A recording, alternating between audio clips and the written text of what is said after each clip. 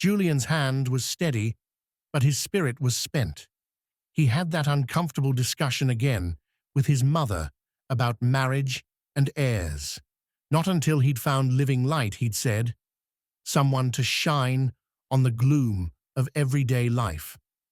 He sat at his desk, wanting to write the details of a woman worthy of devotion, not the droves of faces and personalities, all stamped from the same tiresome mold. He'd decided to write her into existence. He slowly sank the ink-stained nib of his feathered pen into the tip of his left thumb. His toes curled in his Oxford shoes against the pane. He watched as the crimson from his skin met the thirsty fibers of the parchment, the ink of his life story soaking into the page. "Bone of my bone, flesh of my flesh," he muttered. He knew logically that such practices didn't mean anything, but he knew that he had nothing left to give. He began to use the warm, red ink to describe the perfect woman for him, the one who made the restraints of a politician light, and the obligations of being firstborn feel like an honor, the one who would sweep the gloom of his mind away. He wrote feverishly, as if the words fell from his eyes and not from his slender hands. He emptied himself of every glowing description his heart longed for. Only then, exhausted and sore, did he stand and cross the room. He leaned his forehead against the cool, unforgiving glass of the window, staring out into the void. Behind him, on the desk, the miracle began. Marietta was drawn to the Victorian era. She adored the language, the clothing, and most of all, the romance. She took a job at the main city library just for the opportunity to read books and manuscripts that only a selective few were privy to. She perused the archives of recently delivered parchments with the passion of a wine sommelier. That's when she found them. Several poetic descriptions of a woman the author had been in love with. She carefully lifted them and took it to a quiet spot to read. All of the tables were occupied. She chose the one with a student who had fallen asleep while reading, his phone counting down the minutes of his nap. She sat as far away from him at that table as she could. She loved running her fingers over such works, a guilty pleasure. She noted that the ink seemed to have reddened more so than the others, which gave a bluer tint. She read and reread the work, her toes curling with excitement. "It must be heaven to be loved like this," she mused. In the library, a stranger walked past her table. A cloud of perfume, lilies and sharp citrus, brushed against her senses. Simultaneously, a phone left on the wooden surface nearby began to chime. It was the song "Departure," its bright, ascending notes cutting through the silence. But it wasn't just the sound. The phone was set to the heartbeat vibration. The heavy, rhythmic thump-thump of the device traveled through the wood of the library table, through the ancient parchment paper, and directly into her fingertips. Between the vibration and the smell, the library walls dissolved. Marietta looked around, watching the world blur out of existence. She tried to blink away the dream, but to no avail. She became the pulse between worlds. On Julian's desk, the blood-soaked ink began to shimmer. As he stood with his back turned, his face pressed to the glass, Marietta's form began to solidify in the center of his room. She faded in, like an object that had only been blurred by distance, but she was coming into view now. As she crossed over, she felt her modern clothes, the denim, the cotton, dissolve, replaced by the heavy, structured rustle of silk and stays. She materialized in the center of the room, standing just a few feet behind Julian's broad, still back. She wasn't dressed for a library anymore. She was draped in a Victorian ensemble that felt like a fever dream, a high-collared gown of deep raven black slashed with panels of electric, vivid violet, and venomous green. The fabric was stiff, the stripes bold and jarring, catching the dim candlelight of the room. Breathless, she looked down. Her fingers, still tingling from the vibration of the table, reached out to touch the lace at her wrists.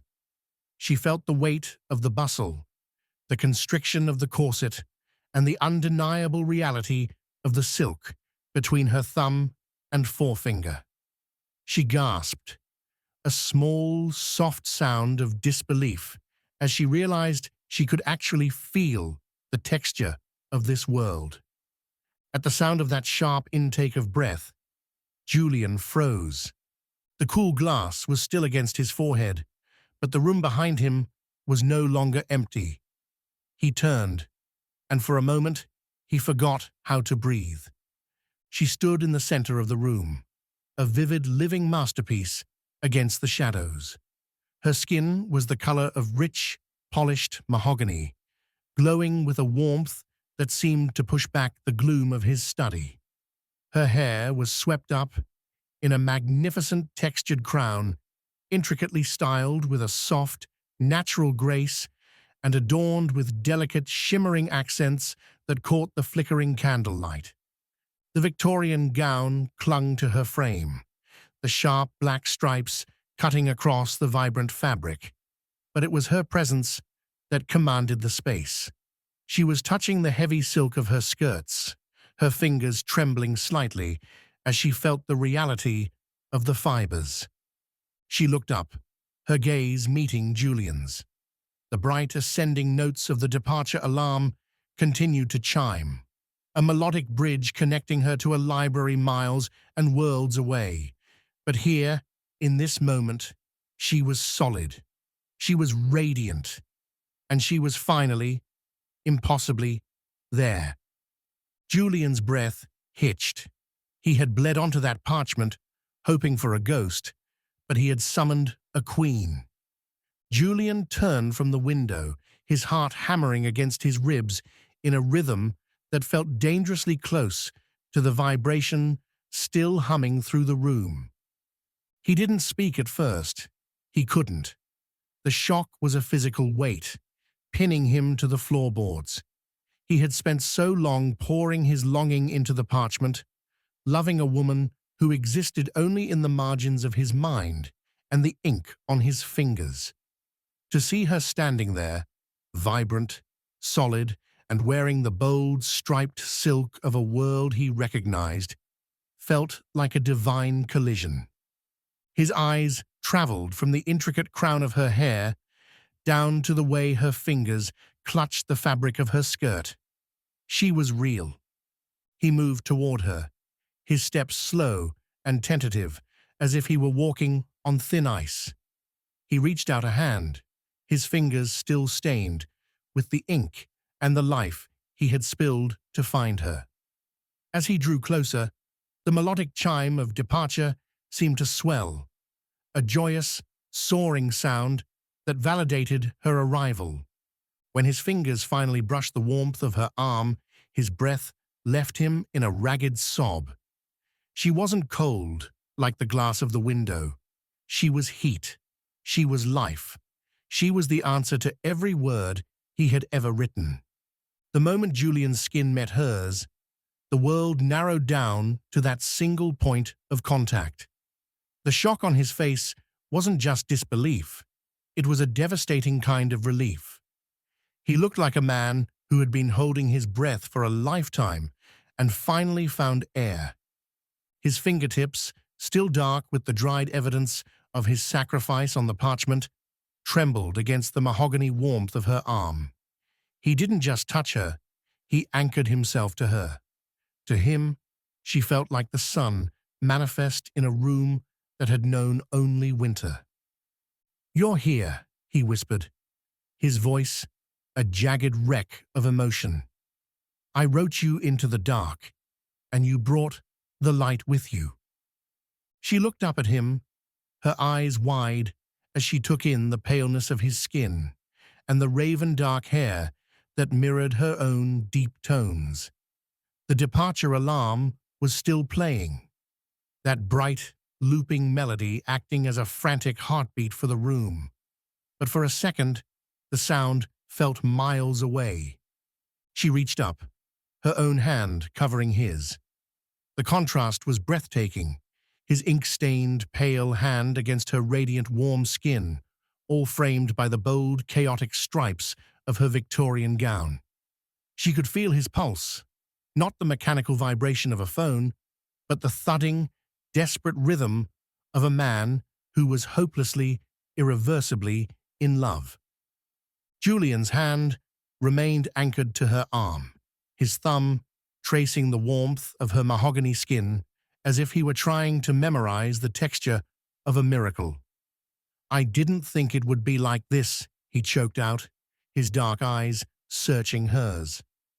"I thought I was just writing to the wind. But I feel you. I know you." Marietta leaned into his touch, her hand coming up to rest against his cheek, her palm finding the sharp line of his jaw. "I've known you since the first word you bled onto that paper, Julian. I've been feeling your heartbeat from across a great divide." In that moment, the air between them thickened with a truth that didn't need a library of books to explain. They weren't just two people meeting, they were two halves of a single frequency finally tuning in. They were irreversibly, devastatingly in love. But the melody of departure began to warp. The bright cascading notes slowed down, turning heavy and distorted, pulling at the edges of her silhouette. The library was calling its property back. "I'm losing you," Julian whispered, his grip tightening as her form began to flicker like a candle in a draught. Fear flashed in his eyes, the terror of a man seeing his soul flee. "Not for long," she promised, her voice echoing as if from the bottom of a well, though her eyes remained locked on his. "The sound, it's just a bridge. I know the way now. Wait for me." With a final, shimmering pulse of the heartbeat vibration, the library reclaimed her. Marietta felt the silk vanish, replaced by the cold air of the archives and the smell of old dust. For a heartbeat, she sat frozen at the library table. The student next to her stirred in his sleep, and the stranger's phone finally went silent. The world felt thin, fake compared to the heat of Julian's study. She didn't panic. She closed her eyes, focusing on the lingering tingle in her fingertips and the departure melody still ringing in her mind like a bell. She realized then that the door wasn't locked. Julian had provided the ink, and the world had provided the frequency. She reached out mentally, grasping for that heartbeat rhythm, and pushed. The library dissolved instantly. She didn't manifest slowly this time. She crashed back into his room like a bolt of lightning, the electric violet and venomous green of her Victorian silks rustling violently in the sudden shift of air. Julian hadn't even moved. He stood paralyzed by the desk, staring at the empty space where she had vanished until she reappeared. He didn't hesitate. He lunged forward, and Marietta met him halfway. This wasn't a tentative brush of fingers. It was a desperate, bone-crushing embrace. He buried his face in the crook of her neck, smelling the lilies and the citrus of the world she had just fled, while she wrapped her arms around his ink-stained frame. The departure alarm was gone. The only sound left was the synchronized, thunderous thud of two hearts finally beating in the same room.